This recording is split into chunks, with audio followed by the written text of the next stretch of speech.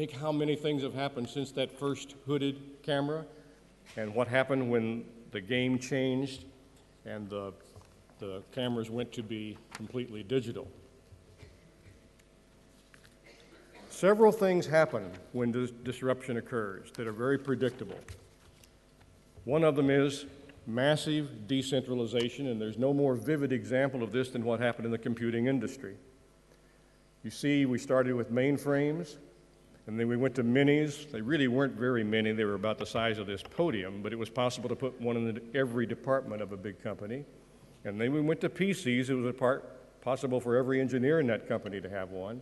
And now we're in the wild and crazy world of laptops and handhelds, which is going to go in all the directions that Mark Pinsky talked about. So decentralization almost always happens as a result of disruption. The second thing that nearly always happens is somebody changes the game. It's only been 20 years since it was regarded as a marvelous innovation to be able to order a phone that was colored. It wasn't black, and you could even punch numbers instead of dialing a rotary dial. And if you really wanted to get innovative, you could order a cord that was curly and elastic and would retract when you put the phone back in its cradle. Almost always, the disruptors create game-changing products. The third thing that almost always happens is massive disintermediation, which I admit is a kind of an over-engineered word, at least it is in English. But examples of this are all over the place. We don't have to dial up the operator anymore and have her or he make the call for us. We do it ourselves. You used to have to do every financial transaction by standing in a line, talking to a teller, asking for what you wanted done. Now you do all that online easily. You wanted to send a message to somebody, we used to have to write it down, put a stamp on it, post it, have other people deliver it. Don't do that anymore. At least most places in America, you pump your own petrol, or one state makes it illegal, but almost everybody else pumps it yourselves. And this list just goes on and on and on. Getting your news online, booking travel online. We even print our own boarding passes, ordering books online, downloading them. So we look at all of these examples of what disruption does, and people listen very attentively to that. And then they say, almost always, or if they don't say it, they're thinking it, well, what does this have to do with school?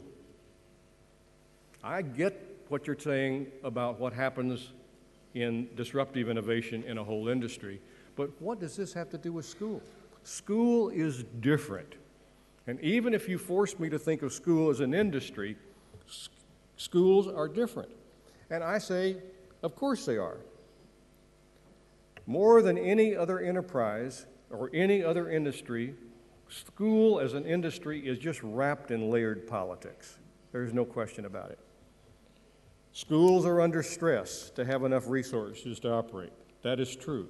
But that is not the core problem. The core problem is closer to what Mark Pinsky was talking about. And my way of putting that is that the operating model for the school industry is almost completely out of alignment with 21st century realities.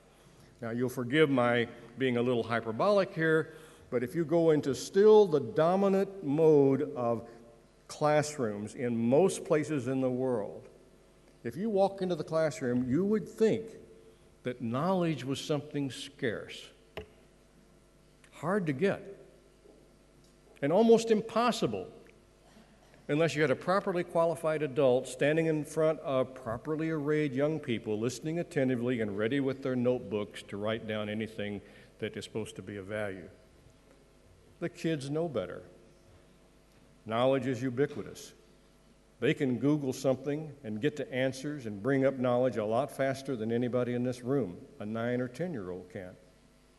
Now, they may not have the judgment to know what is worth looking at, and they may not have the wisdom to evaluate what they have encountered, but they can get knowledge. You don't have to give it to them. You would also think that we wise adults have managed to put everything worth knowing into subjects, and we've organized those subjects into courses. The content of each course then gets transmitted by somebody we call a teacher to people we call students through a phenomenon we call instruction, and then confirmed as having been properly received through something we call a standardized test within a reasonable period of time. And that is not the way kids learn. Kids don't learn in these separated, segregated knowledge silos. They are accustomed from very early ages to what they call mashing up. They understand almost intuitively what integrated knowledge is. They get the idea of multidimensional learning, and they do not respond positively to the way we still present it. And then, at least in many countries, mine in particular, we think if we're not getting the kind of results we're looking for, this must be a performance problem. Nothing wrong with the way school is arranged, nothing wrong with the way we're presenting anything. People just aren't working hard enough. Teachers aren't teaching well enough. Students aren't studying hard enough. And so what we're going to do is tell them they got to work harder. They've got to perform better. And if they do not, we threaten them. And if that doesn't work, we find ways to punish them, without ever stopping to think whether that works in any other sector of our life.